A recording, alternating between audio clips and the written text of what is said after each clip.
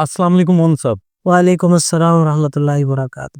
مون صاحب، حج اور عمرہ کا سیزن شروع ہونے والا ہے، تو حج اور عمرہ کے بارے میں آپ سے رہنمائی چاہیے۔ تو پہلے عمرہ کے بارے میں پورا بتا دیں کہ ایک نیا بندہ جو پہلی بار جا رہا ہے اس کے لیے کیا ہدایات ہیں، کیسے وہ کیا کرے۔ ٹھیک ہے، بسم اللہ الرحمن الرحیم، نحمدہ ونصلی علی رسولہ الکریم، اما بعد، اعوذ باللہ من الشیطان الرجیم، بسم اللہ الرحمن الرحیم۔ وَلِلَّهِ عَلَى النَّاسِ حِجُّ الْبَيْتِ مَنِ اسْتَطَاعَ إِلَيْهِ سَبِیلًا، صدق اللہ العلی العظیم۔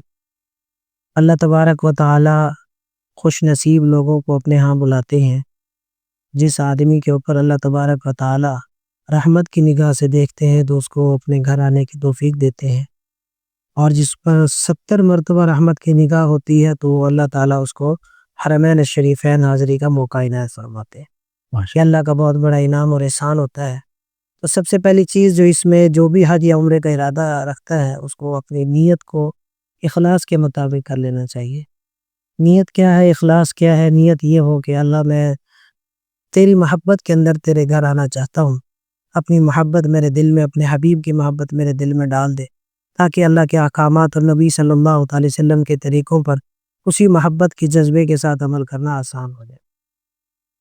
دوسری، اخلاص کا اس کے اندر ہونا ضروری ہے کہ دکھلاوا نہ ہو، ریاکاری نہ ہو، مقصود اللہ کی رضا ہو اور اللہ کے حکم کو پورا کرنا ہو۔ تو جو آدمی بھی اس نیت سے حج عمرے کا ارادہ کرتا ہے وہ بہت ہی بڑے کام پر ہے۔ حدیث میں آتا ہے نبی کریم صلی اللہ علیہ وسلم سے پوچھا گیا، یا رسول اللہ افضل عمل کون سا ہے؟ تو آپ صلی اللہ علیہ وسلم نے فرمایا اللہ پر ایمان لانا۔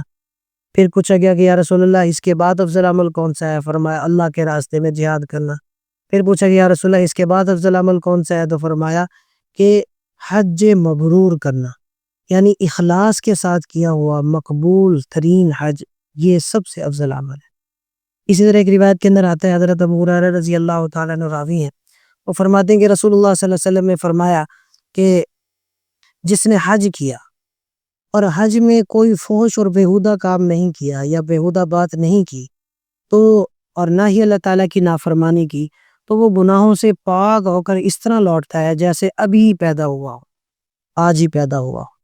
یہ بہت بڑی فضیلت کی بات ہے۔ اسی طرح حضرت عبداللہ بن مسعود رضی اللہ تعالیٰ عنہ کی ایک روایت ہے کہ آپ صلی اللہ علیہ وسلم نے فرمایا کہ حج اور عمرہ مسلسل کیا کرو، اس لیے کہ یہ دونوں فقر اور محتاجگی کو اور گناہوں کو اس طرح دور کر دیتے ہیں جیسے لوہار کی بھٹی لوہے کے زنگ کو اور سونار کی بھٹی سونے اور چاندی کی کے زنگ کو اور ان کی خرابی کو ختم کر دیتی ہے۔ یہ بہت بڑی فضیلت ہے کہ انسان گناہوں سے پاک صاف ہو جاتا ہے۔ تو جہاں اس کے فضائل ہیں وہاں اس کے احکام اور اس کے مسائل بھی ہیں۔ تو سب سے پہلے تو ظاہر ہے کہ جو بھی حج کے لیے جاتا ہے یا عمرے کے لیے جاتا ہے تو اس کو عمرہ ہی کرنا پڑتا ہے لازماً۔ تو عمرے کے کچھ ابتدائی طور پر تیاری سے لے کر اعمال اور افعال تک اور کچھ بیچ پر ضمن مسائل بھی انشاءاللہ العزیز ذکر ہوگا۔ سب سے پہلی چیز تو ہے تیاری، کہ عمرے کی تیاری آپ نے کیسے کرنی ہے۔ تو اس میں ماہرین سے مشورہ لیا جائے اور مستند علماء کرام سے اس کی تربیت اور مشق حاصل کی جائے، مشق کروائی جائے۔ تو اس میں سب سے پہلی چیز آتی ہے سیکھنا، ایک ایک عمل سیکھ کر جائے تاکہ وہاں دوسروں کی رہنمائی کا سبب بنے، نہ یہ کہ دوسروں کے رحم و کرم پر ہو اور وہاں پر بھی پوچھتا پھر رہا ہو، عمل کے دوران پوچھ رہا ہو پھر پریشان ہو۔ تو ظاہر ہے کہ وہاں پر کتنے حجاج کرام ایسے آپ بھی گئے ہوگے اور گئے ہیں ماشاءاللہ، تو آپ کو معلوم ہوگا کہ وہاں کتنے حجاج کرام پریشان ہو کر پھر ہوتے جن کو مسائل اور بنیادی مسائل کا بھی علم نہیں ہوتا، اس لیے مسائل کو پہلے سیکھ کر جائے۔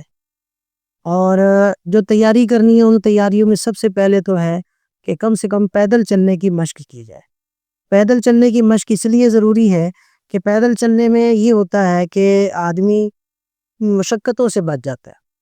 عام طور پر ہوتا یہ ہے کہ پیدل چلنے کی مشق نہیں ہوتی اور وہاں خوب پیدل چلنا پڑتا ہے تو پھر آدمی پریشان ہو جاتا ہے، پھر اس میں لڑائی جھگڑے بھی ہوتے ہیں، اس میں ظاہر ہے قوت برداشت بھی ختم ہو چکی ہوتی ہے، تو وہ غصہ کہیں کا ہوتا ہے نکلتا کہیں ہے۔ تو اس لیے اس سے اجتناب کیا جائے، اپنی مشق کی جائے پیدل چلنے کی اور خوب پیدل چلنے کی مشق کی جائے۔ اس میں یہ ہے کہ میں جو مشورہ دیتا ہوں ساتھیوں کو کہ کینچی چپل میں واک کی جائے، کم سے کم 5 کلومیٹر واک کی جائے کینچی چپل روزانہ؟ جی روزانہ۔ اور کینچی چپل بھی ایسی ہو جو آرام دہ ہو، اور اس کا پتہ یہیں چل جائے گا آپ کو جب آپ اس کینسی چپل میں اپنا مشق کریں گے اور واک کریں گے آپ، تو اس کو پتہ چل جائے گا کہ بھی وہ کون سی آرام دہ ہے اور کون سی کاٹنے والی ہے۔ تو اس میں جو اس میں متعین کرتا ہوں چاولہ والوں کی ہے کینچی چپل، بہت آرام دہ ہے اور بہت اچھی ہے۔ وہ انشاءاللہ میں تصویریں آپ کو بھیج دوں گا کہ وہ والی اگر ساتھی لے لیں تو عام مل جاتی ہے، مہنگی بھی نہیں ہے، سستی ہے، بہت مناسب ہے۔ تو الحمدللہ وہ بہت آرام دہ رہتی ہے اور سہولت رہتی ہے۔ دوسری چیز ہے احرام کی خریداری۔ احرام کے اندر تولیے والا احرام، مصری احرام اور کاٹن والا احرام دونوں چلتے ہیں۔ اس میں جو ساتھی اپنی طبیعت کے مطابق لے سکتے ہیں، لیکن زیادہ تر جو کاٹن والا احرام ہے وہ بہتر رہتا ہے۔ پھر کاٹن والے احرام کے اندر بھی یہ ہونا چاہیے کہ اس کو پہلے اچھی طرح دھو لے تاکہ اس کا مائع وغیرہ نکل جائے۔ ہوتا یہ کہ جب آدمی بغیر دھلے لے کر چلا جاتا ہے، پھر وہاں وہ اس کا جو مائع ہوتا ہے وہ جسم پر چپکر پیدا کرتا ہے، تو بندے کی طبیعت آوازار ہو جاتی ہے، خصوصاً نفیس مزاج لوگ اس سے بہت پریشان ہو جاتے ہیں۔ تو اس کا مائع وغیرہ نکالنے کے لیے اس کو دھو لے۔ اور جو مصری احرام ہے وہ قدرے تھوڑا سا موٹا ہوتا ہے کاٹن سے، لیکن وہ تولیے والے احرام سے ذرا باریک ہوتا ہے، وہ بھی بہتر ہوتا ہے۔ لیکن تولیے والا احرام ہو یا مصری احرام ہو، عام طور پر ان کی لنگی صحیح نہیں بنتی، ٹھیک ہے نا جی۔ اور آپ کو پتہ ہے کہ عمرے کے اندر یا حج کے اندر لنگی مین کردار ادا کرتی ہے انسان کو سہولت والا کرنے کے لیے، یا انسان کو آرام دہ بنانے کے لیے، یا وہ اپنے آرام سے اعمال کر سکے۔ لنگی کا بڑا کردار ہے، پر تو سارے توجہ لنگی کے باندھ رہے ہیں، لنگی کی سنبھالنے پر ہی لگی رہتی ہے۔ اچھا، اس میں بیلٹس تو باندھ سکتے ہیں منصب؟ جی بینڈ باندھ سکتے ہیں، اس میں کوئی حرج کی بات نہیں ہے۔ تو اس میں جب لنگی باندھے، اچھا یہ کاٹن کا کپڑا سب سے بیسٹ یوں ہے کہ بڑے بر کا ہوتا ہے، اس کی لنگی آرام سے بنتی ہے۔ پھر اس میں دو طریقے ہوتے ہیں جو عام طور پر ہوتے ہیں، ایک تو عام جیسے لنگی باندھی جاتی ہے دیہاتوں میں، وہ بھی چلتی ہے، اور دوسری یہ کہ ایک مخصوص طریقہ ہے لنگی باندھنے کا، وہ انشاءاللہ ویڈیو کے اندر میں طریقہ کار بتلا دوں گا کہ اس سے آرام دہ یوں ہوتا ہے کہ ہوا وغیرہ بھی چلے تو اس میں پریشانی نہیں ہوتی لنگی جو باندھی جاتی ہے۔ تو اس کی بھی مشق ضروری ہے، جہاں کینچی چپل میں واک ضروری ہے، اسی طرح لنگی باندھنے کی پریکٹس بھی ضروری ہے تاکہ اس میں تنگی نہ ہو، کیونکہ جس نے کبھی زندگی میں لنگی نہ باندھی ہو اور وہاں اس کو لنگی باندھنی پڑ جائے تو وہ پریشان ہو جائے گا۔ تو اس لیے پھر یہاں اس کی مشق بھی ضروری ہے۔ اسی طرح بیگ کی تیاری کے حوالے سے جو بڑے بیگ ہوتے ہیں لگیج میں جو جانے ہیں وہ بھی، اور ہینڈ کیری بھی، وہ بھی ایک مناسب انداز میں اور مناسب سائز میں ہونے چاہیے، اور ویل والے ہونے چاہیے، کیونکہ احرام کی حالت میں جب سامان اٹھانا پڑتا ہے تو وہ بہت مشقت ہو جاتی ہے۔ ساتھ ہی اس چیز کی پرواہ نہیں کرتے، خیال نہیں کرتے، وہ پیسے کو دیکھتے ہیں کہ سستا جو بیگ مل جائے بس وہی سنبھالے۔ ہوتا یہ ہے کہ پھر احرام کے دوران جب سامان ادھر ادھر اٹھانا پڑتا ہے، کسی کی بیلٹ ٹوٹ گئی، کسی کا ویل ٹوٹ گیا، کسی کا کچھ ہو گیا، کسی کا کچھ ہو گیا، اب ساری توجہ اعمال کی طرف نہیں، اپنے سامان کی طرف ہے۔ تو اس لیے بہتر یہ ہے کہ ماہرین سے مشورہ کر کے ٹرالی والا بیگ جو ہے وہ متعین کرے، منتخب کرے، اور ٹرالی والا بیگ بھی وہ جس کی ٹرالی بھی مضبوط ہو اور اس کے ویل آدھے اندر ہو آدھے باہر، اور مضبوط قسم کے ویل ہو۔ ٹوٹلی جس کے ویل باہر ہوں وہ بھی ٹھیک نہیں ہے، کیونکہ اگر کہیں آپ کو پتہ ہے بسوں کے اندر سامان اتارتے وقت یا چڑھاتے وقت وہ خیال نہیں کرتے اور ایسے ہی جو ہے وہ داخل کر دیتے ہیں سامان کو، تو اس میں پھر یہ ہے کہ ان کے ویل ٹوٹ جاتے ہیں۔ تو پھر جب ویل ٹوٹ جاتے ہیں تو اس کا جو مین مقصد ہے سہولت کا وہ فوت ہو جاتا ہے، اس کو پھر اٹھانا پڑتا ہے۔ اب آج ایک تو احرام کی حالت میں ہوتا ہے، پھر دوسرا سامان اٹھاتا ہے، تو آپ کو پتہ کتنا غصہ آتا ہے۔ تو یہ بنیادی اسباب ہیں احرام کی حالت میں غصے اور لڑائی کے، تو اس لیے ان سے بچنا چاہیے۔ تو ایک چیز ہی ہو گئی۔ دوسری چیز یہ کہ اپنے مناسب جو سامان ہے اس کا بندوبست کرے، جس میں حجامت کا سامان ہے، اپنے استعمال کی میڈیسن ہے، اور اسی طرح جو ہے کیا کہتے ہیں اپنے استعمال کے مناسب جیسے خواتین کی استعمال کے اپنی جو خواتین کی استعمال چیزیں ہیں وہ بھی اپنے رکھ لیں، اور موسم کے مطابق لباس عام طور پر ساتھی جو ہے وہ کاٹن کو یوز کرتے ہیں، لیکن سفر کے اندر کاٹن اپنی ویسے تو پسند اپنی اپنی ہوتی ہے، لیکن میں جو تجربہ دیکھ چکا ہوں یا تجربہ حاصل کر چکا ہوں تو اس میں یہ کہ واشنگ میڈ کے کپڑے جو ہوتے ہیں وہ زیادہ بہتر ہوتے ہیں، کیونکہ سفر کے دوران کبھی پھٹ جاتے ہیں وہ، اور وہ کاٹن جو ہوتی ہے وہ باریک ہوتی ہے، وہ پھٹ جاتی ہے تو پھر بہت پریشانی ہوتی ہے، کہاں بندہ وہاں سوئی دھاگا لیتا پھرے یا سلائی کرتا پھرے۔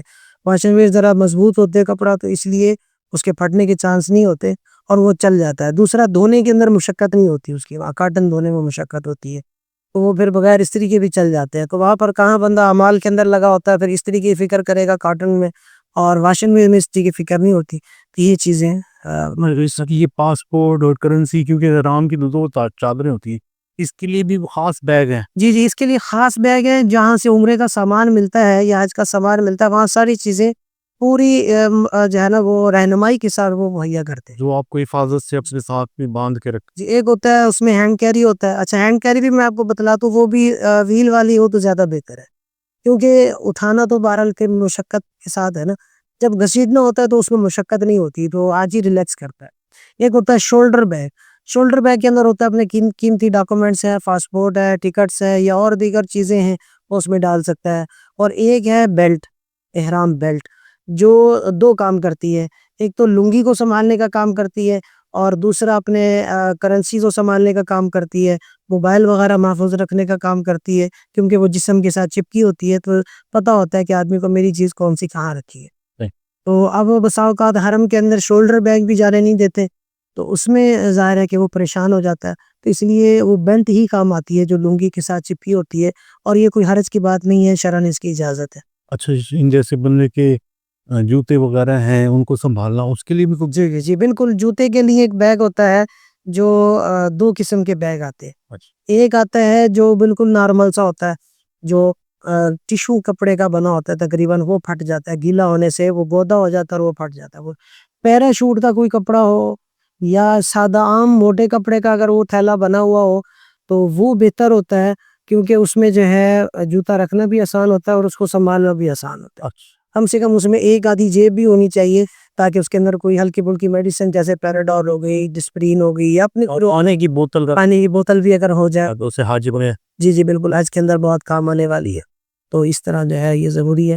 پھر اینک جو ہے نا بلیک شیشوں والی یا گرین شیشوں والی ہونی چاہیے، کیونکہ دھوپ بہت سخت ہوتی ہے، خصوصاً جن کی آنکھیں کمزور ہیں، جن کی نگاہ کمزور ہے، یا جو اتنی تیز دھوپ کے اندر نہیں دیکھ سکتے، پریشان ہوتے ہیں بیچارے وہ لے سکتے ہیں، اپنے ساتھ لے جا سکتے. چھتری وغیرہ پہ چھتری حج کے اندر کام آتی ہے، عمرے میں جو خاص کام نہیں ہے. اچھا، جی حج کے لیے ضروری. جی حج کے لیے، کیونکہ حج کے دوران تو ایک بہت بڑے عرصے کے لیے، یعنی کم سے کم 3 دن احرام کے اندر لازمی ہوتے ہیں، رہنا ہوتا ہے. تو 2 دن تو لازمن ہے، تو اس لیے وہاں پر چھتری کام آتی ہے. جبکہ عمرہ کے اندر تو 2-2.5 گھنٹے کا تقریباً ہوتا ہے عمل، تو اس کے اندر چھتری کو خاص کام نہیں ہے، سوائے سنبھالنے کے یا اس کی حفاظت کرنے کے، اور تو کوئی کام نہیں ہے اس کا. اچھا، اب مولانا صاحب یہ ساری چیزیں لے لی ہم نے، جی لے. اب جو احرام ہے جب ہماری روانگی ہوگی وہ کہاں سے باندھا جائے؟ جی اس میں سب سے پہلی چیز تو یہ کہ آپ یہ دیکھیں کہ آپ کی فلائٹ ڈائریکٹ ہے یا انڈائریکٹ ہے، وایا ہے. اگر تو آپ کی فلائٹ وایا ہے تو پھر آپ دیکھیں گے وایا زیادہ ہے یا کم ہے. اگر آپ کا وایا کم ہے یا ڈائریکٹ فلائٹ ہے تو پھر آپ اپنے ہی شہر کے ایئرپورٹ پر جب آپ بورڈنگ وغیرہ سے فارغ ہو جائے تو وہیں سے آپ کیا کریں، احرام کی چادریں باندھیں. صرف چادریں باندھنی ہے، ابھی نیت نہیں کرنی. ایئرپورٹ سے ہی باندھ. جی ایئرپورٹ سے ہی باندھ لیں، گھر سے نہ باندھیں، کیونکہ بورڈنگ کا عمل ہوتا ہے تو اس میں 100 مسئلے مسائل آپ کو بھی معلوم ہے، تو اس کے اندر پریشانی ہو سکتی ہے، تاخیر ہو سکتی ہے، تو بندہ سنبھالتا پھر شکت ہو جاتی ہے. تو اس لیے بورڈنگ وغیرہ کرا کے جب آدمی لاؤنج میں جاتا ہے تو اس وقت جو ہے احرام کی چادریں باندھے. چادریں باندھنے سے پہلے غسل کر لے. اگر غسل گھر سے کر کے گیا ہوا تو کوئی بات نہیں، وہ بہتر ہے. تو وضو کر لے، مسواک لازمن کرے، اور اس سارے سفر کے اندر اپنے پاس مسواک ضرور رکھے. سنت عمل بھی ہے اور بہت اس کے فوائد بھی ہیں.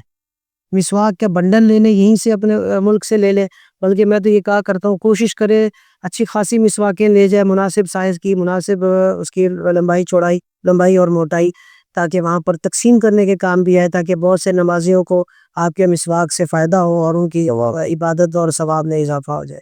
تو خود بھی کرے اور دوسروں کو بھی گفٹ کر سکتے ہیں آپ. تو آج کل پیکنگ میں آتی ہے مسواکیں، وہ لے جائے تاکہ تقسیم کرنے کے بھی کام آئے، بڑا فائدہ ہوتا ہے اس کا. احرام باندھنے کی کوئی دعا وغیرہ یا کوئی اس میں نفل؟ جی تو احرام کی جب چادریں آپ وضو کر کے باندھ لیتے ہیں، چادریں باندھنے کے بعد سر ڈھانپ کر 2 رکعت پڑھنی ہے آپ نے احرام کی نیت سے. اچھا، احرام میں سر بھی ڈھانپ سکتے ہیں کیونکہ ابھی نیت نہیں کی. اچھا، نیت سے پہلے آپ سر ڈھانپ سکتے ہیں، ٹھیک ہے. کیپ بھی پہن سکتے ہیں آپ، یا آپ جو ہے وہی احرام کی سفید چادر آپ لے لیں سر پر، تو اس کے ساتھ آپ 2 رکعت پڑھ سکتے ہیں، جس میں مستحب اور مسنون یہ ہے کہ پہلی رکعت میں قل یا ایھا الکافرون پڑھ لیں اور دوسری رکعت میں قل ھو اللہ احد پڑھ لیں۔ اگر یہ صورتیں نہیں آتی تو جو بھی آتی ہیں وہ پڑھ لیں۔ اگر مولانا ایسی سچویشن ہو گئی ہے جیسے ہماری ہے جی فلائٹ کنیکٹڈ ڈائریکٹ نہیں ہے، چیز ڈائریکٹ ہے، جی تو وہاں اتنا وقت نہیں ملا، احرام بھی مشکل سے باندھا اور مختلف صورتحال ہو جاتی ہے، فلائٹ لیٹ ہو جاتی ہے، تو پھر وہ کیا کرے؟ وہ نفل اگر اس کے رہ گئے تو اس کا ہو جائے؟ جی میں اسی طرف آ رہا ہوں۔ اگر فلائٹ آپ کی ہے انڈائریکٹ تو اس میں اگر نہیں ٹائم ملتا، یا ڈائریکٹ انڈائریکٹ تھی اور فاصلہ وایا اس کا زیادہ تھا، یعنی اسٹے زیادہ تھا کسی بھی ملک کا، دبئی کا، بحرین کا، عمان کا، مسقط کا، قطر کا، کسی بھی شہر یا کسی بھی ملک کا، تو اس میں اگر آپ کو موقع نہیں ملتا، اگر موقع مل جاتا تو احرام وہاں باندھیں گے آپ، اور اگر موقع نہیں بھی ملتا تو صرف آپ چادر لپیٹ لیں، اور نفل پڑھنا کوئی ضروری نہیں ہے، اور اسی طرح وضو کرنا مسنون ہے، مستحب ہے، لیکن اگر نہیں دیا تو کوئی حرج کی بات نہیں۔ اچھا جی کیونکہ ایک مطلب یہ کہ ایک مرتبہ ہمارے ساتھ بھی ایسا ہو گیا تھا کہ ہمیں افراتفری کے اندر جو ہے وہ بس کے اندر ہی جو ایک جہاز سے دوسرے جہاز میں شفٹ کرتی ہے بس، اسی کے اندر ہی احرام باندھنا پڑا۔ انہوں نے اتنا ٹائم نہیں دیا تھا کہ جس میں ہم وضو کر سکیں یا احرام کی چادریں مناسب ٹائم میں باندھ سکیں یا 2 رکعت نفل پڑھ سکیں، ایسا نہیں ہو سکا تھا، تو اس میں کوئی حرج کی بات نہیں۔ اگر موقع ملتے تو جدہ جا کے پڑھ رہے نا؟ ہاں جی وہاں پڑھ لیں، کوئی حرج کی بات نہیں، بالکل۔ اچھا دوسرا یہ کہ جو ہم احرام فرض کریں جی، میں نے بکنگ کے وقت سامان میں بک کرا دیا، اب احرام ہی نہیں ہے میرے پاس، تو اب میں کیا کروں؟ اچھا اس میں ایک مسئلہ یہ پہلے بھی آیا تھا، یہ ایک الگ مسئلہ ہے، اس کو کہتے ہیں محاذات میقات کا مسئلہ۔ میں ابھی آگے اسی طرف آ رہا تھا، پہلے میں میقات کا مسئلہ آپ کے سامنے جی میں ساتھ ہے کہ میقات ہے کیا؟ آپ صلی اللہ تعالی وسلم کے زمانے میں جو میقات متعین ہوئے تھے ان کی ایک مخصوص تعداد ہے، مثلا یلملم ہے، قرن منازل ہے، جحفہ ہے، ذوالحلیفہ ہے، اور اسی طرح ذات عرق ہے۔ یہ آپ صلی اللہ تعالی وسلم نے میقات قائم کیے تھے۔ اچھا ان کا مقصد کیا تھا؟ ان کا مطلب ان کا مقصد، میقات کا مطلب ہے وہ جگہ، وہ مقام جہاں سے احرام کے بغیر گزرنا ٹھیک نہیں۔ آپ صلی اللہ تعالی وسلم نے مکہ المکرمہ کی حرمت کو مد نظر رکھتے ہوئے آپ صلی اللہ تعالی وسلم نے یہ میقات متعین کیے تھے۔ ان میقات کا مطلب یہ تھا حرمت بیت اللہ کو مد نظر رکھتے ہوئے کوئی آدمی بغیر احرام کے مکہ المکرمہ کا سفر نہ کرے۔ اچھا یہ مقامات ہیں بالکل، اور ہر علاقہ، ہر ملک کے ایریے کے حساب سے یہ جو بھی ان کے اس لکیر پر یا اس خط پر جو واقع ہے وہاں سے احرام باندھتے ہو۔ مثلا پاکستان، انڈیا اور بنگلہ دیش کے لیے، افغانستان کے لیے بھی یہ یلملم آتا ہے، لیکن اب ان کا ایک نیا روٹ آ گیا ہے جس میں کرن منازل کی طرف سے جاتے ہیں، جو طائف کی طرف سے کرن منازل، تو کرن منازل کی طرف سے بھی، یعنی جہاز کا رخ جس طرف بھی ہو تو وہاں سے جو بھی میقات آئے گا تو اس میقات سے وہ نیت کریں گے۔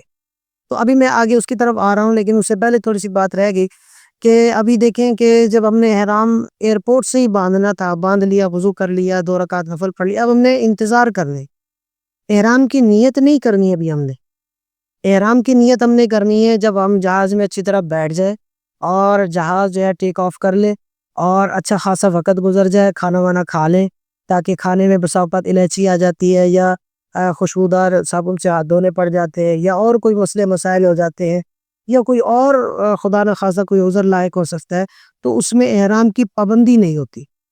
اور وہ آگے میں شیئر کرتا ہوں احرام کی پابندیاں، تو اس احرام کی پابندیاں نہ ہونے کی وجہ سے آدمی محفوظ رہتا ہے، اس میں سہولت میں رہتا ہے۔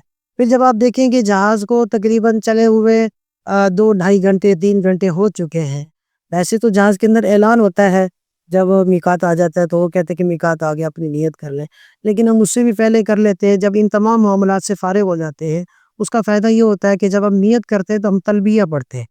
سب سے پہلے ہم احرام کی نیت کرتے ہیں اور کہتے ہیں کہ اے اللہ، میں عمرے کے احرام کی نیت کرتا ہوں، اس کو میری طرف سے قبول فرما اور میرے لیے آسان فرما۔ یہ دعا ہے، اور اس میں آپ صلی اللہ تعالی وسلم نے یہ دعا، یہ عربی ہے، عربی کی دعا کا ترجمہ میں آپ کو بتا رہا ہوں۔ یعنی آپ اپنی زبان میں پڑھ سکتے؟ اپنی زبان میں بھی پڑھ سکتے ہیں، اس لیے میں چونکہ سادہ انداز میں بتلا رہا ہوں تو اس لیے وہ عربی میں نے نہیں بتلائی، تو یہ دعا مانگ لے اور اس طرح نیت ہو جائے گی. جب نیت کر لے تو پھر اب آپ نے سر سے کپڑا ہٹانا ہے سب سے پہلے. اگر کیپ لی ہے تو وہ اتار لے, کپڑا لیا ہوا تو وہ اتار لے. اس کے بعد پھر آپ نے تلبیہ پڑھنا ہے. اچھا وہ تلبیہ کیا ہے؟ تلبیہ ہے لبیک اللہم لبیک لبیک لا شریک لک لبیک ان الحمد والنعمت لک والملک لا شریک لک. یہ تلبیہ کہلاتا ہے. اگر کسی کو یہ یاد ہے, اولاً تو کوشش کرے کہ اس کو یاد کرے, کیونکہ ظاہر ہے جب اتنا پیسہ آدمی لگا رہا ہے اس عبادت کو عمل میں لانے کے لیے, تو کم سے کم سیکھ کر جائے. جیسے میں نے پہلے عرض کیا, سیکھنے میں یہ چیزیں بھی ہیں شامل, تو تلبیہ سیکھے. موبائل میں رکھ لے اور وہاں ہاں وہ بھی ٹھیک ہے. ریکارڈنگ لگا لے, ریکارڈنگ سے ساتھ ساتھ پڑھتا رہے اور سنتا رہے, تو یہ بھی بہتر ہے. وہ یہ بار بار پڑھے, بس ایک مرتبہ تو ضروری ہے, واجب ہے, اور 3 مرتبہ یہ مسنون اور مستحب کے درجے میں. پھر جتنی دفعہ پڑھ سکتا پڑھے. تو حدیث میں آتا ہے کہ جتنی دفعہ پڑھے گا تو جو مخلوق یا جو فضا کے اندر موجود ذرات اس کا تلبیہ سنیں گے, وہ سب قیامت کے دن اس عمل کے گواہ بن جائے. تو یہ فائدہ ہوگا کم سے. جب آپ جہاز میں ہوں گے, اب آپ نے نیت کر لی, اب احرام کی پابندیاں شروع ہو جائے گی.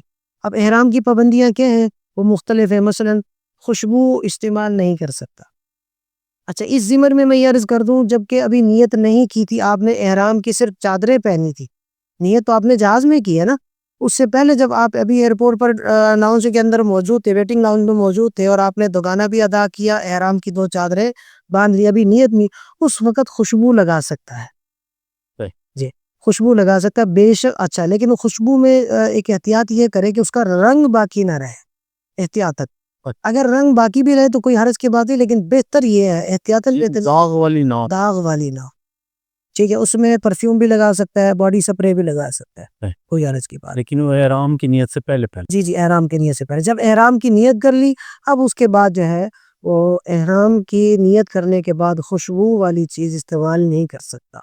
سلے ہوئے کپڑے نہیں پہن سکتا, کینچی چپل کے علاوہ کوئی چپل نہیں پہن سکتا, بنیان نہیں پہن سکتا, انڈر ویئر نہیں پہن سکتا, چہرہ نہیں ڈھانپ سکتا. اچھا, چپل سے مولانا صاحب ایک سوال ہے اس میں. جی کہ مثلا ایک شوگر کا مریض ہے, جی اب اس کے اصل میں مثلا کوئی جیسے آپریشن ہوا ہوا کچھ ہے, اور وہ کینسی چپل پہننے کے قابل نہیں ہے, تو پھر وہ کیا کرے؟ ہاں, اس کے لیے جو مخصوص چپل بنے ہوئے ہیں مارکیٹ سے مل جاتے ہیں, وہ اپنی سہولت کے مطابق وہ پہن سکتے ہیں. لیکن اس میں اصل مین چیز یہ ہے کہ پاؤں کے بیچ میں جو ابری ہوئی ہڈی ہے, سامنے والی ہڈی, جی سامنے والی ابری ہڈی, اس کو خالی رکھنا. اور سائیڈ پر جو ٹخنے ہیں, اور ان ٹخنوں کے محاذات میں جو پاؤں کی بیک ہے, اس کو ایڑی ہے, ہاں جی, وہ بھی خالی, ایڑی سے اوپر والا جو ایریا ہے وہ خالی رکھنا ہے. وہ اسی ایڑی ہے. ایڑی کور ہو سکتی, ہاں, ایڑی کور ہو سکتی ہے, اس کی کوئی بات نہیں. بعض حضرات اس میں تھوڑی ذرا لچک دیتے ہیں, اور بعض حضرات ایڑی کو بھی کھلا رکھنے کو کہتے ہیں, لیکن اس میں تھوڑی گنجائش ہے. اس کا آسان حل پھر حضرات یہ کر دیں کہ اگر کوئی اس طرح کی چپل ہے کہ جو مختلف فی ہے, تو اس کا آسان حل یہ ہوتا ہے کہ آدمی کچھ دیر پہنے, کچھ دیر اتار دے.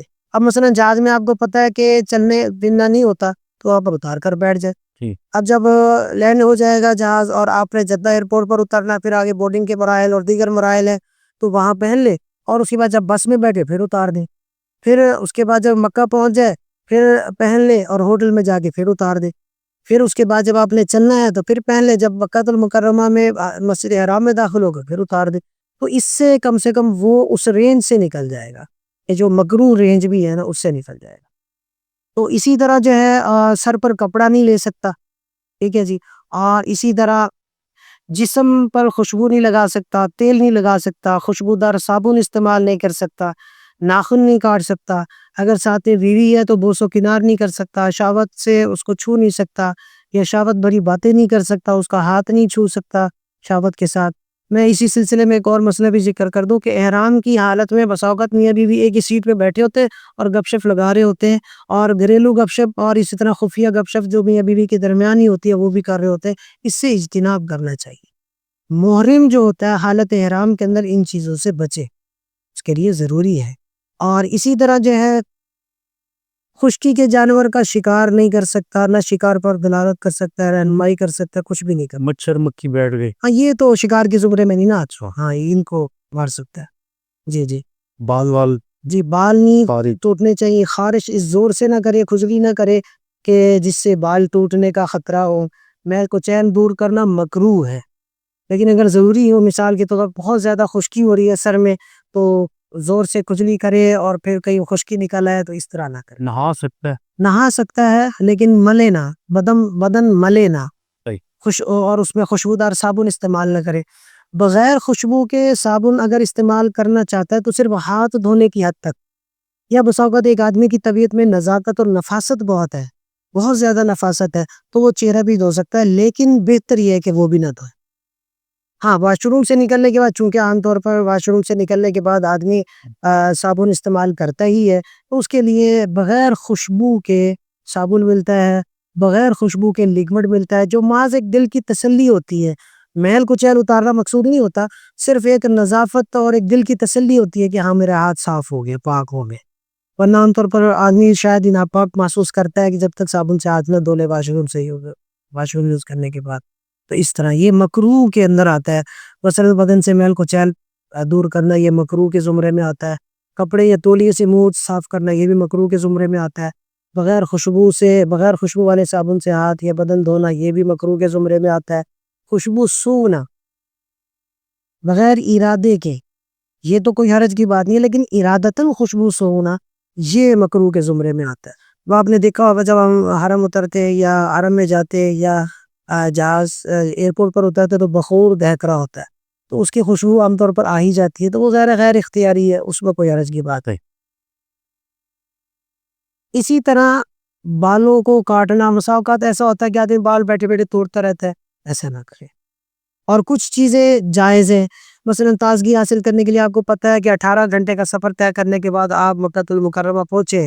اب آپ چاہتے ہیں کہ بھئی یار میں حرم میں جاؤں تو اس سے پہلے ذرا فریش ہو جاؤں، تو اس میں کوئی حرج کی بات نہیں ہے. آپ جو ہے تازگی حاصل کرنے کے لیے جسم پر پانی بہا لیں. جی اور تھوڑا ذرا آرام کرنا. جی مسواک کر سکتے ہیں، مسواک بلکہ لازمن کرنی چاہیے.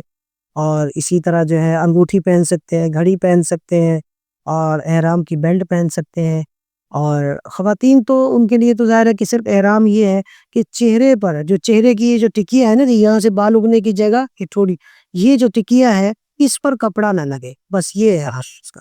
بس باقی جوتے بھی عام گھر میں جو پہنتی ہے، بے شک بوٹ پہن لے، وہ کوئی حرج کی بات نہیں ہے. جرابیں پہن لے، دستانے پہن لے، کوئی حرج کی بات نہیں. اچھا صحیح، ٹھیک ہے.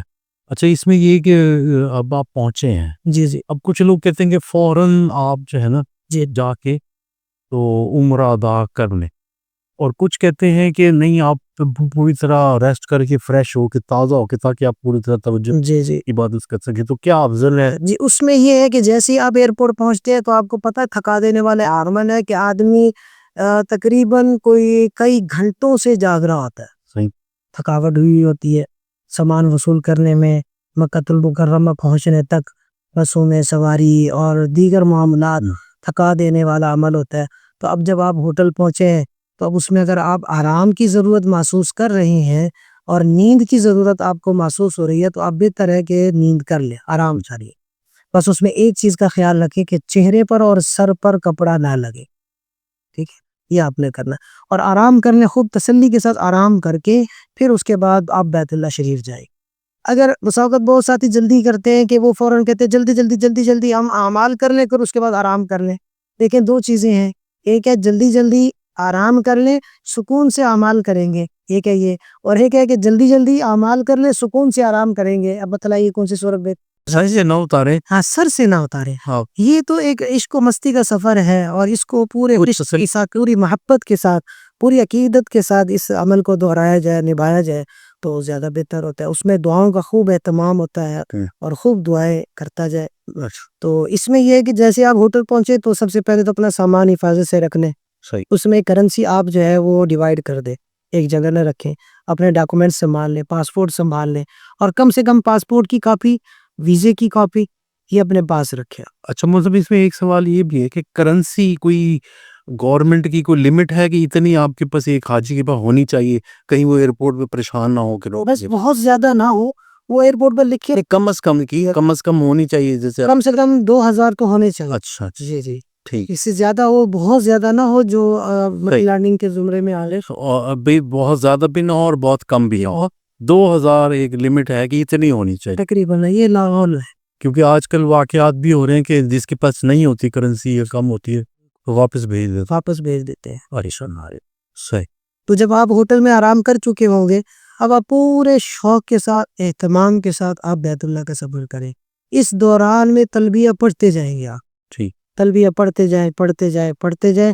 جب آپ مکہ المکرمہ یعنی بیت اللہ اور مسجد حرام میں جب داخل ہونے لگے، پورے ایک دفعہ نیت کا استحضار کر لیں، اپنے آپ کو الرٹ کر لیں کہ بھی میں اس احکم الحاکمین کے دربار میں حاضری دینے جا رہا ہوں جو بادشاہوں کا بادشاہ ہے، اور ایک بادشاہ کے دربار میں حاضری دینے کے لیے کیا آداب ہونے چاہیے، کیا حالات ہونے چاہیے، اور کیا اس کے لیے مصائب، وہ سارے ایک دفعہ استحضار کر لیں، جاتے جاتے شوق کے ساتھ اور خوب محبت اور مودت کے ساتھ جائے۔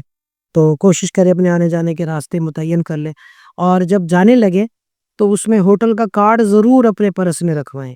اچھا، خواتین اگر ساتھ ہیں تو ان کو بھی دیں، ٹھیک، کیونکہ ہوٹل کے جو کارڈ ہوتے ہیں ان کی بیگ پر پورا ایک پتہ درج ہوتا ہے یا پورا نقشہ بنا ہوتا ہے کہ آپ کا ہوٹل کس موقع پر کس جگہ پر ہے، ٹھیک، تو وہ پھر آپ کو تلاش کرنے میں دقت نہیں ہوگی۔ جو پہلی دفعہ جا رہے ہیں ظاہر ہے ان بیچاروں کو تو پتہ نہیں ہے، ساری بلڈنگیں سارے راستے ایک جیسے لگتے ہیں، اب وہ واپسی پر خدا نہ خواستہ اگر گم بھی ہو جائے تو کسی کو کیا بتائیں گے کہ میں کہاں ٹھہرا ہوا ہوں۔ جب کارڈ آپ کے پاس یا خواتین کے پاس یا بچوں کے پاس ہوگا تو اس میں آسانی ہو جائے گی، ہوٹل اور بلڈنگ تلاش کرنے میں آسانی ہو جائے گی۔ پھر جیسے ہی آپ مسجد حرام میں داخل ہوں گے تو آپ سب سے پہلے تو مسجد میں داخل ہونے کی نیت کر لیں گے، اور اسی طرح اللہم افتحنی ابواب رحمتک اگر پتہ ہے تو وہ پڑھ لیں، اگر نہیں تو پھر نیت ہی کرنے کی، اللہ مسجد میں داخل ہونے کی نیت کرتا ہوں، اعتکاف کی نیت کر لیں، اس کا بھی اجر ہے۔ تو اب آپ جب جائیں گے تو نگاہیں نیچی کر لیں، اور نگاہیں نیچے رکھنے کے بعد پھر ایک مخصوص مقدار میں چلنے کے بعد آپ بیت اللہ کو محسوس کریں۔ تو بیت اللہ جب جیسے ہی محسوس ہونے لگے آپ کو تو آپ دل میں پھر استحضار کر لیں ایک دفعہ۔ تو جیسے ہی بیت اللہ پر پہلی نگاہ پڑے تو آپ نے اللہ اکبر اللہ اکبر اللہ اکبر 3 دفعہ کہنا ہے، اور لا الہ الا اللہ لا الہ الا اللہ لا الہ الا اللہ 3 دفعہ کہنا ہے۔ اس کے بعد پھر آپ نے راستے سے ہٹ کر دعا مانگنی ہے، جی بھر کر دعا مانگے، تسلی اطمینان کے ساتھ دعا مانگے۔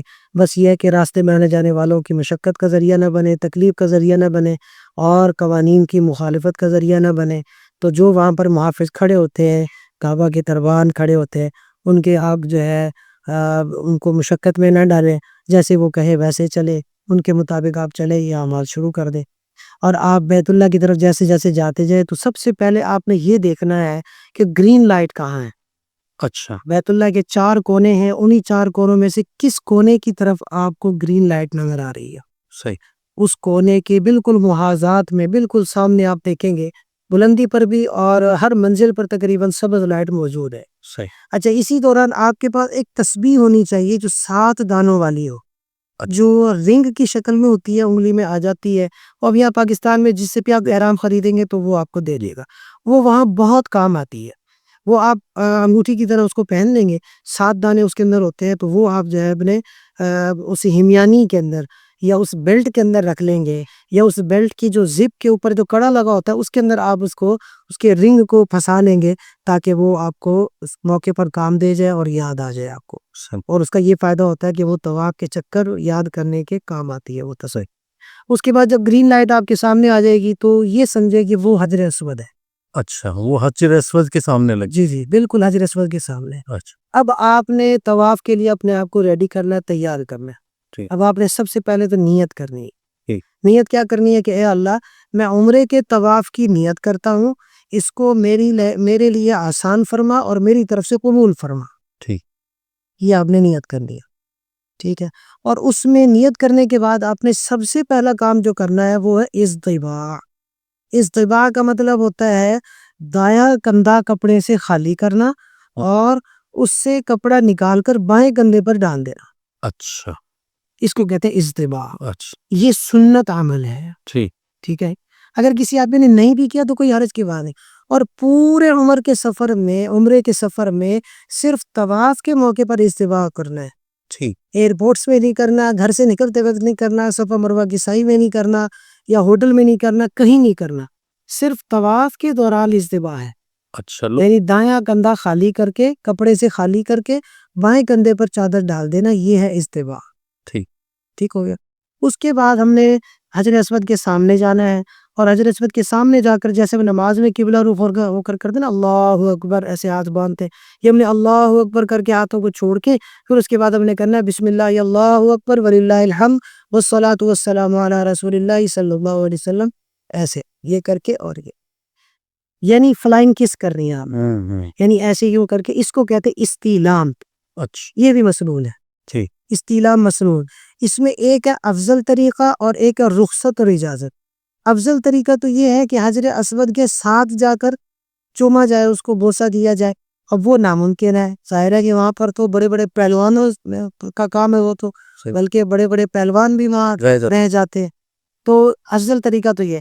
لیکن اگر یہ نہیں کر سکتا، ناممکن ہے، تو پھر دور سے ہی ایسے بسم اللہ اللہ اکبر ایسے کر کے اور پھر جو ہے اپنے آنکھوں پر، اور اس کو یعنی اس کو کہتے ہیں استیلام، بوسہ دینا۔ خواہ گھسنے کی کوشش، ہاں گھسنے کی کوشش نہ کرے، دو وجہ سے، ایک تو احرام میں ہیں آپ، اگر اور احرام آپ سے سنبھلے گا نہیں، رش کے اندر چادریں اگر ادھر ادھر ہو گئی تو پھر ظاہر ہے برہنہ ہونے کا خطرہ ہے، دوسرا خواتین کے ساتھ اختلاط ہونے کا خطرہ ہے، یہ بھی نامناسب ہے کہ احرام کی حالت میں خواتین کے ساتھ آپ ٹچ کر رہے ہیں، اور تیسرا یہ کہ حجر اسود پر اتنا غش ہوتا ہے کہ جان لیوا اس میں گردن ٹوٹنے کا یا اور کوئی نقصان ہونے کا یا زخمی ہونے کا خطرہ ہے۔ چوتھا یہ کہ حجر اسود پر خوشبو لگی ہوتی ہے، اور احرام کی حالت میں خوشبو منع ہے، جیسے میں نے پہلے عرض کیا۔ اب اگر وہ اپنے آپ کے ہاتھوں پر خوشبو لگ گئی تو ظاہر ہے کہ وہ دم پڑ جائے گا، نقصان ہوگا، تو بہتر یہی ہے، بہتر یہ ہے کہ بس وہ دور سے ہی بسم اللہ اللہ اکبر۔ تو اب اس کے بعد آپ نے طواف شروع کرنا ہے۔ طواف شروع کرنے میں آپ کا بایاں کندھا بیت اللہ کی طرف ہو اور دایاں کندھا بیت اللہ سے اس طرف ہو، مسجد حرام کی طرف ہو۔ اب آپ نے بالکل اسی طرح طواف کرنا ہے، اور طواف کے پہلے 3 چکروں میں رمل کرنا آپ نے۔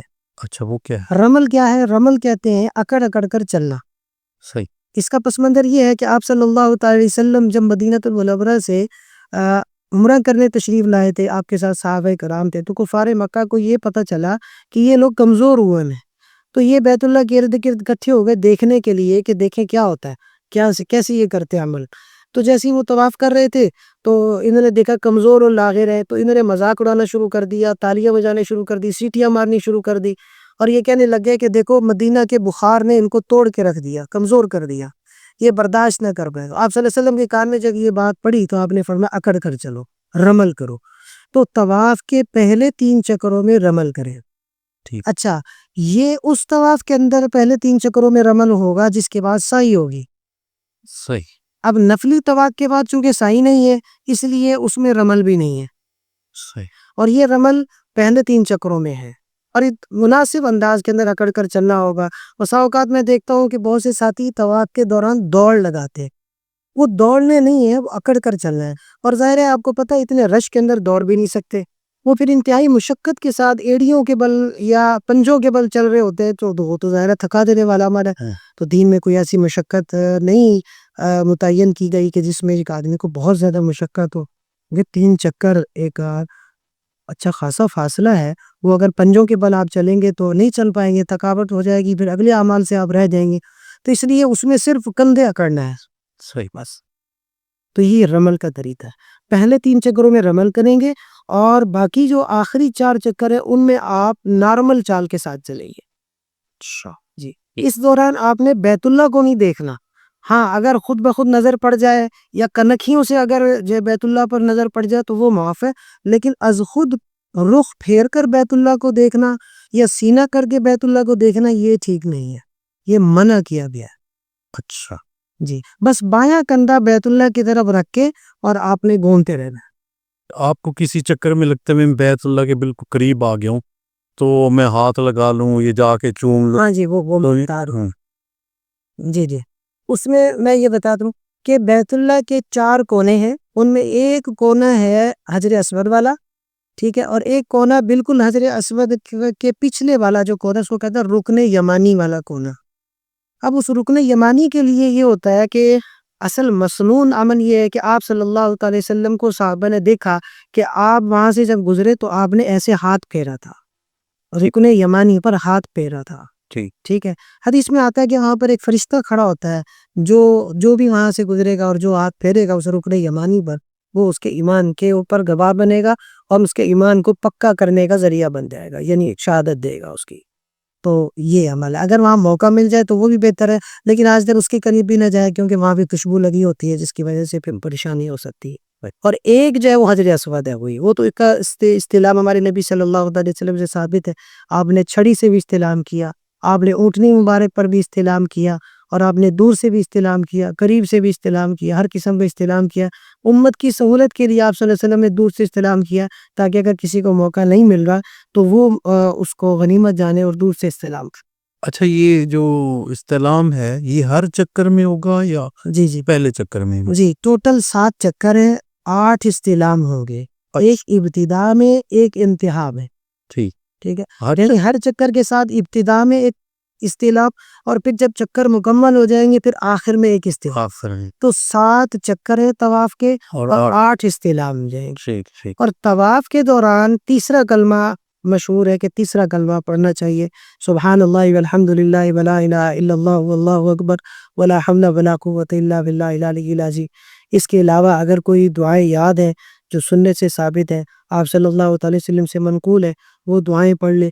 اگر وہ دعا نہیں یاد تو پھر آپ اپنی زبان میں اپنے انداز میں مانگ سکتے ہیں، جس میں دل میں بھی مانگ سکتے ہیں، زبان سے بھی مانگ سکتے ہیں آپ، اور جو آپ کا انداز ہے. اصل مقصود تو ہے اللہ کے سامنے الہا زاری کرنا، اللہ اجازت کرنا، اور اس کے ساتھ یہ تو آپ مکمل. اچھا، استلام کے وقت بھی کچھ پڑھنا ہے یا وہ کچھ؟ جی وہ میں نے جیسے کیا، استلام کے وقت بسم اللہ اللہ اکبر وللہ الحمد. اچھا، یہ ہر بار والصلاۃ والسلام علی رسول اللہ صلی اللہ علیہ وسلم، یہ پورا پڑھ لیں؟ جی یہ پورا. اس کے بعد بھی دعائیں آتی ہیں لیکن مختصراً یہی ہے. ٹھیک، صحیح. پھر ایک دفعہ بتا دیں یہ بسم اللہ اللہ اکبر وللہ الحمد والصلاۃ والسلام علی رسول اللہ صلی اللہ علیہ وسلم. ٹھیک، یہ استلام کے وقت پڑھنا چاہیے. اب 7 چکر ہو گئے. جی 7 چکر ہو گئے، 8 استلام ہو گئے. ٹھیک ہے. اس دوران ایک مسئلہ جو عام طور پر ساتھیوں کو پیش آتا ہے، جو اکثر پوچھا جاتا ہے، وہ ہے وضو کا مسئلہ. ہاں، وضو کا. میں طواف کے دوران اگر آپ کا وضو ٹوٹ جاتا ہے تو اس میں اگر آپ کے 3 چکر بھی ہوئے ہیں، 3 چکر ابھی ہوئے ہیں اور وضو ٹوٹ گیا، تو اب بہتر یہ ہے کہ آپ جائیں وضو کر کے اور نئے سرے سے طواف شروع کریں. شروع سے؟ جی شروع سے. اچھا. اور اگر آپ کا وضو 4 چکروں پر یا 4 چکروں کے بعد ٹوٹا ہے، ٹھیک ہے، تو اس دوران آپ وضو کریں اور وہاں سے شروع کر لیں جہاں سے چھوڑا تھا. لیکن اس میں بہتر یہ ہے کہ اس چکر کو آپ نئے سرے سے حجر اسود کے استلام کرتے ہوئے شروع کریں. یہ اگر تیسرا چکر مکمل ہو چکا ہے پھر ٹوٹا ہے چوتھے چکر کے دوران، جی تو آپ چوتھے کو دوبارہ سے کر لیں. جی بالکل، چوتھے کو 3 آپ کے ہو. جی بالکل 3 ہو. اچھا. یعنی اکثر ہی اگر ہو چکا ہے، اکثر چکر اگر ہو چکے ہیں پھر وضو ٹوٹا ہے تو پھر بنا کرے گا. بنا کرنے کا مطلب یہ ہے کہ وہیں سے شروع کرے گا یا حجر اسود کے استلام سے شروع کر لیں. اور اگر اکثری چکر سے پہلے وضو ٹوٹا ہے یعنی 3 پر یا 3 سے کم پہ، تو پھر نئے سرے سے وضو کر لینا بہتر ہے. صحیح. بنا سے بہتر ہے نئے سرے سے وضو کر لینا، نئے سرے سے طواف شروع کرنا. ان 3 سے زیادہ ہو چکے ہوں، جی 3.5 ہو گیا ہو، یہ چوتھا آدھا ہو گیا، تو پھر وہ 3 کو گن لے اور چوتھا کو دوبارہ شروع کر دے. بس 4 اور 4 کے بعد یہ مسئلہ بنا کا. اچھا، 4 پورے ہوں. جی اکثر ہی ہو جاتا ہے نا پھر اس میں 4 ہوں. جی ٹھیک. اب اس کے بعد آپ کا طواف مکمل ہو گیا. حج کے عمرے کے 2 فرض ہیں. ایک ہے احرام. احرام کے اندر کون سی چیزیں شامل ہیں؟ نیت کرنا اور تلبیہ پڑھنا. ٹھیک. یہ عمرے میں فرض ہے. اور دوسرا ہے طواف کرنا. ٹھیک ہے. اب آپ کے فرائض جو تھے وہ مکمل ہو گئے. اب 2 واجب ہیں عمرے میں. اچھا. ان میں ایک ہے صفا مروا کی سعی کرنا اور دوسرا حلق یا قصر کرنا. اب آپ کا طواف مکمل ہو گیا، 7 چکر مکمل ہو گئے، 8 استلام مکمل ہو گئے. اب رہ گیا 9واں استلام جو مستحب ہے. اب 9واں استلام کے لیے آپ یا تو حجر اسود پر آ جائیں، 9واں استلام کریں اسی طریقے سے بسم اللہ اللہ اکبر وللہ الحمد والصلاۃ والسلام علی رسول اللہ صلی اللہ علیہ وسلم کہہ کر آپ زمزم پئیں اور اسی طرح 2 گانا ادا کریں. یہ جو 2 گانا ہے، یہ اس کا افضل جو طریقہ ہے وہ ہے مقام ابراہیم کے سامنے کھڑے ہو کر پڑھنا. اچھا، وہ کیا ہے 2 گانا؟ کیا 2 رکعت نفل، 2 رکعت واجب الطواف اس کو کہتے ہیں. اچھا. ہاں جی، 2 رکعت واجب الطواف. اچھا، ٹھیک ہے. تو یہ اصل میں طواف کا شکرانہ ہوتا ہے. اور اگر وہاں جگہ نہیں ملی؟ اگر وہاں جگہ نہیں ملی اصل میں اس کے لیے تو یہ ہے کہ اس انداز میں کھڑا ہو کہ مقام ابراہیم اور بیت اللہ یہ اس کے درمیان میں آ جائے.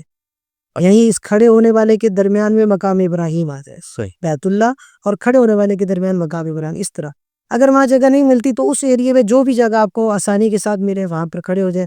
اگر وہاں بھی جگہ نہیں ملتی تو مسجد حرام میں پڑھ لیں، جہاں بھی آپ کو جگہ ملے. اچھا یہاں اس میں ایک تھوڑا سا مسئلہ اور ہے کہ اکثر وہاں جگہ مل بھی جائے تو کیونکہ خواتین بھی پڑھ رہی ہوتی ہیں اور وہ پرواہ نہیں کرتی کہ مرد کے ساتھ آ کے شروع کر دیتی نفل، تو مرد کی نماز پہ کوئی فرق تو نہیں اس میں احتیاط کرنی چاہیے. اچھا مرد اپنے ایریوں میں پڑھیں، خواتین اپنے کوشش یہ کریں کہ وہاں پر خواتین. اور اگر وہ شروع ہے اور پڑھ لی اس نے تو ہو جائے میں تو کوئی عرض کی بات. اچھا وہ ظاہر ہے کہ نہ اس نے نیت کی اور نہ دیکھتا رہے کہ بچت کرے. اور اس میں آسان حل یہ کہ اگر دو ساتھی ہوں تو ایک نگرانی کر لے خواتین کو دور کرنے کی اور دوسرا پڑھ لے سکون کے ساتھ. اور آگے لوگ گزرنے کا تو کوئی نہیں، اس کا کوئی مشکل نہیں ہے. اچھا ہاں اس لیے کہا جاتا ہے کہ اپنے ساتھ اگر جو ہے کچھ چھڑی اگر اس طرح رکھ لے کہ جو سترے کے طور پر کام آ جائے تو ٹھیک ہے، یا جو ساتھی نگرانی کر رہا ہوگا وہ سترا بن کر آگے کھڑا ہو جائے، آگے کرو کوئی عرض کی. دوسری طرف کا کعبے. صحیح. اچھا اس میں پھر یہ کہ اگر پورے حرم میں کہیں جگہ نہیں ملتی یا بھول جاتے ہیں آپ، ٹھیک ہے، تو پھر آپ گھر میں بھی پڑھ سکتے ہیں، ہوٹل ہے آپ ٹھیک ہے. اگر آپ وہاں بھی بھول گئے ہیں تو آپ گھر آ کر بھی پڑھ سکتے ہیں، اچھا کوئی حرج کی بات نہیں ہے. ٹھیک، لیکن احتیاط یہی ہے کہ وہیں پڑھ لیتے ہے کیونکہ ظاہر ہے افضل افضل عمل وہی ہے. اور اس میں یہ کہ مکروہ وقت کا دھیان کرے، فجر کے بعد اور عصر کے بعد یہ نوافل نہ ادا کرے، اچھا ان کے علاوہ میں ادا کرے. ہاں یعنی آپ نے طواف کر لیا ان ٹائم میں تو نفل بعد میں پڑھ نفل بعد میں پڑھ لے، مغرب کی بعد پڑھ لی. اچھا وہ احرام کھول کے بھی پڑھ سکتے ہیں. جی بالکل. ٹھیک احرام مسئلہ آپ بھول گئے ہوں. نہیں پڑھ سکے بعد میں پڑھ لے شرط کی بات. ٹھیک ہے تو اس طرح آپ کا طواف مکمل ہو گیا، ٹھیک 7 چکر مکمل ہوئے، 8 استعلاء مکمل ہوئے، 9 استعلاء مکمل ہوئے، زمزم پی لیا، دوغانہ پڑھ لیا یعنی 2 رکعت واجب طواف ادا کر لیا. اب رہ گیا آپ کا واجب عمل. پہلا واجب عمل عمرے کا وہ ہے صفا مروہ کی سعی کرنا. صحیح عمرے کا واجب، ٹھیک احرام کے واجبات الگ ہے، یہ عمرے کا واجب ہے. ٹھیک عمرے کا واجب ہے صفا مروہ کی سعی کرنا. اچھا اب صفا مروہ کی سعی میں صفا سے شروع کرنا ہے، مروہ پر ختم کرنا ہے.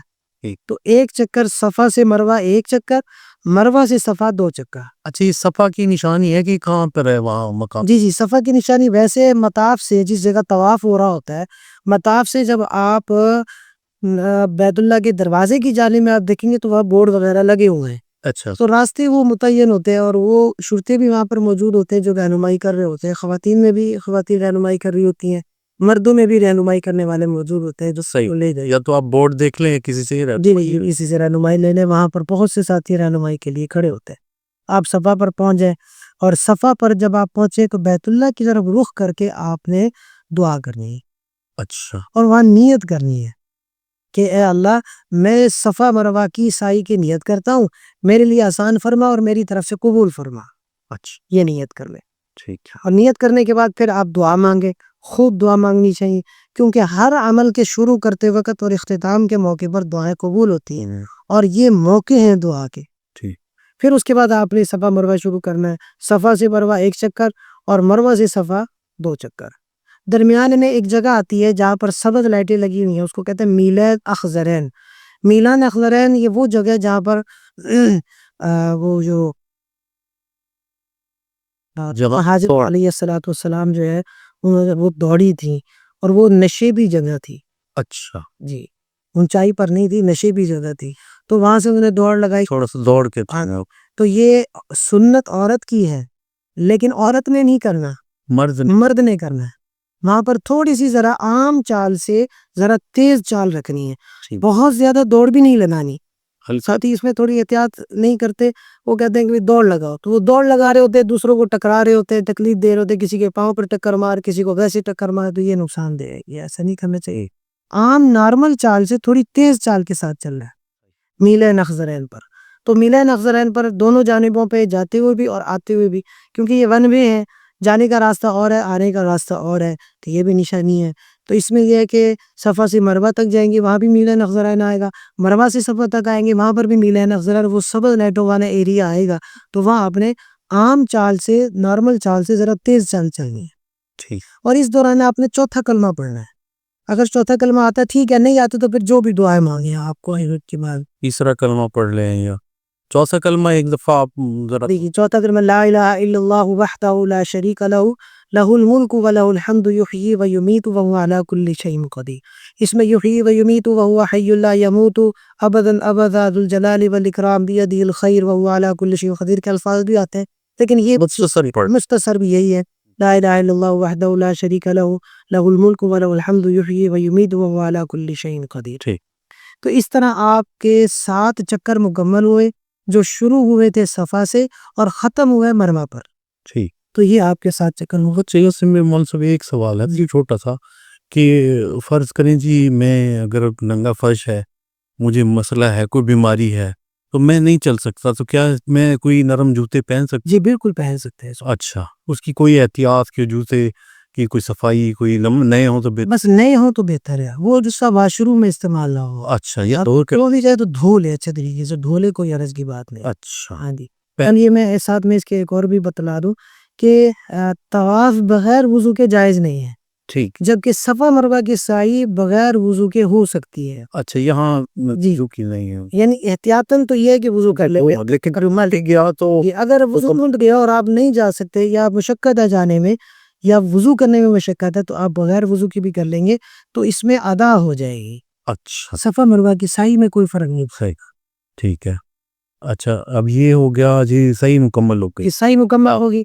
अब उसके बाद आपका एक वाजिब रह गया, ठीक, वो है हलक या खसर। अच्छा हलक ज्यादा अफजल है जी। हलक फिर क्या है? हलक कहते हैं उसरा फिरवाना, अच्छा सर पे पूरे उतरा, सर पर उसरा फिरवाना, अच्छा ठीक है। और कसर?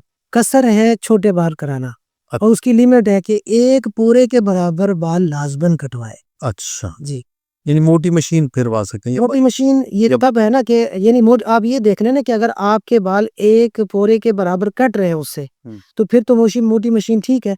लेकिन अगर आपके बाल मोटी मशीन से एक पोरे के बराबर कट ही नहीं रहे, कम कट रहे हैं, तो फिर मोटी मशीन तो फायदा नहीं। फिरवा ले। जी, मसलन एक उम्रा पहले आप कर चुके हैं, अब आप दूसरा उम्रा करना चाहते हैं, आप मोटी मशीन तो उसके रेंज में आएंगे नहीं बाल, तो उसके लिए ये है कि आप बिल्कुल हलक ही करवाएंगे ज़्यादा बेहतर। ख़वातीन अपने बालों के 3 हिस्से करेंगी, होटल में चली जाएं या वहीं, लेकिन बेहतर है होटल में चली जाए ताकि पर्दे का ख्याल भी हो जाए। होटल में चली जाएं और अपने बालों के 3 हिस्से बना लें, हर हिस्से में से एक पूरे के बराबर बाल काट लें। अच्छा हर हिस्से में से काटेंगे? जी जी, कुछ होता है वो उससे छोटी सी लेट काट लेते हैं एक साइड से। नहीं ऐसा नहीं। अच्छा तकरीबन इसमें चौथाई का एक कायम मकाम हो जाएगा, चौथाई भाषों का कायम मकाम होने। ये 3 हिस्से करके तीनों हिस्सों में से एक एक पूरे के बराबर बाल काट लेंगे। अच्छा जी। अच्छा, इसमें मैं एक मसला बतला दूं जो वहां पर गलत मशहूर हुआ है लोगों में। वो क्या करते, पूरे बालों में से सिर्फ एक छोटा सा बालों के ऊपर कट लगाकर वो काट के और वो समझते कि हलाल हो गए। याद रखें ये बद एहतियाती है और इससे आदमी उम्रे से हलाल नहीं होगा। अच्छा यानी एहराम से बाहर नहीं निकलेगा, और इस दौरान अगर वो मतलब ये कि मियाँ बीवी के ताल्लुकात भी अगर वो मना होते हैं ज़ाहिर है एहराम की हालत में, और अगर करेगा तो दम वाजिब आ जाएगा और ये नुकसान होता है। दम क्या है? दम है एक बकरा या बकरी देना दूसरे हरम के अंदर ज़बह करवा। अच्छा अगर कोई आपसे ये हो गया अमल कोई तो ये आप पे दम पड़ जाएगा एहतियातन ये, यानी कि वो पूरे बालों में से, यानी पूरे बालों का एक पोरे के बराबर कटना जरूरी है।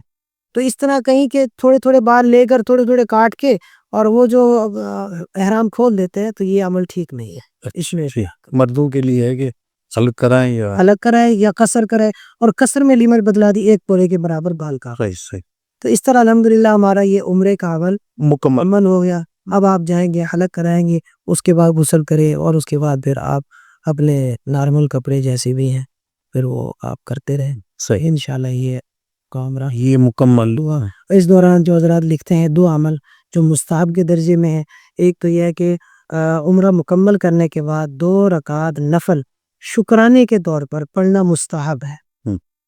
जो उम्रे का हिस्सा अगरचे नहीं है, वाजिबात में से नहीं है, सुनन में से नहीं है, मुस्ताहब है कि अल्लाह तेरा शुक्र है तूने इतनी बड़ी इबादत का मौका दिया, तो शुक्राने के तौर पर 2 कहीं भी पढ़ ले।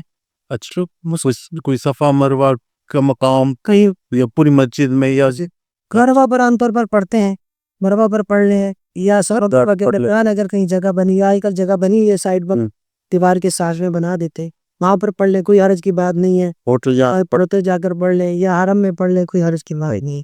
اور اسی طرح دوسرا عمل وہ ہے کہ جیسے ہی آپ حرم سے باہر نکلتے ہیں تو کچھ نہ کچھ صدقہ بھی دے دیں، اچھا کیونکہ خدا نخواستہ کوئی کمی بیشی رہ گئی ہو یا کوئی مسئلہ ایسا ہو گیا ہو کہ جو اس میں کوئی کوتاہی ہو گئی ہو، کسی عمل میں کوتاہی ہو گئی ہو، تو اس عمل کے کوتاہی کا ازالہ کرنے کے لیے کچھ نہ کچھ صدقہ دے دیں۔ ٹھیک ٹھیک، اس کے بعد آرام کھول سکتے ہیں یا اور آپ کا عمرہ مکمل ہو گیا۔ ہاں، اچھا، اب مول صاحب اس میں یہ ہے کہ کچھ لوگ کہتے ہیں کہ یہ جو مدینہ جانا ہے یہ بھی عمرہ کا حصہ ہے، ایسا کچھ ہے؟ نہیں، اچھا اس میں اصل میں عمرے کا حصہ تو اس کو نہیں کہہ سکتے، اس میں یہ کہ آپ صلی اللہ تعالی وسلم کی حدیث ہے جس کا خلاصہ اور مفہوم یہ ہے کہ جو عمرہ کرنے آیا اور نبی کے دربار پر نہ آیا، گویا کہ اس نے جفا کی، ظلم کیا۔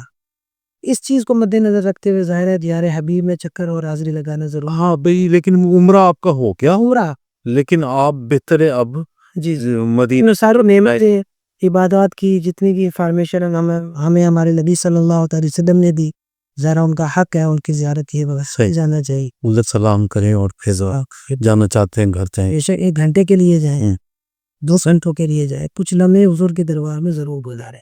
اچھا ٹھیک، مول صاحب بڑی مہربانی۔ تو یہ پہلی قسط میں ہم نے عمرہ مکمل کر لیا، تو اگلی قسط میں ہم انشاءاللہ حج پہ رہنا کریں۔ انشاءاللہ انشاءاللہ۔ شکریہ جناب۔ جزاک اللہ۔